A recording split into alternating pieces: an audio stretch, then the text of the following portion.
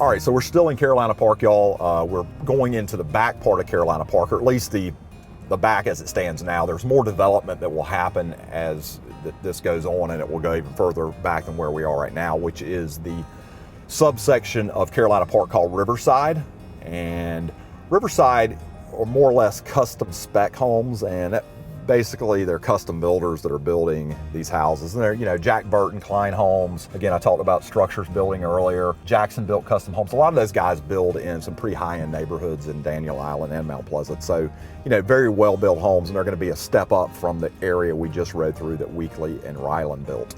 The thing about Riverside that I think a lot of people like, and I personally even like, is the fact that there's more space between the houses. Most of these are on about a third of an acre lot, and as we get a little further back here, you'll kind of see, we're shooting this in beginning of April, and they, again, have just built all these in the last year or so. So the trees haven't quite grown in. I mean, there'll be, in 7-8 years' time, this streetscape will be even prettier than what it is right now. But, I ride people back through here a lot, and they, kind of gravitate towards this, type of architecture, big porches.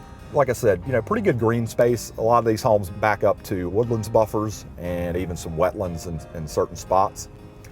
Home prices back here are pretty high, honestly, I think, for as far out in Mount Pleasant as we are.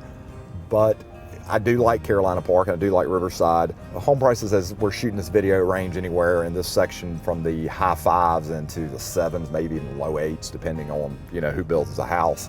But I do like this section, and it will be further developed out. They're actually selling some water-oriented lots. There's a lake back here is what the developer was telling me, that they're going to build some houses around that's going to be, I think, pretty cool. Those will be up in probably close to $1 million. To give you a real quick perspective on where Carolina Park is in relation to Charleston, if we were to drive out of here right now and drive to downtown Charleston, it'd probably take us a good 30 to 35 minutes. You can get to the beaches on Isle of Palms or Sullivan's, Isle of Palms being close. It's probably about 15 minutes. And there's a ton of shopping out here. And again, as we spoke at the beginning of the Carolina Park driving tour, it is going to have a lot of commercial built into it. And it ties into Park West, which we're going to head into here in a minute, which already has a lot of development and already has a lot of commercial built into it.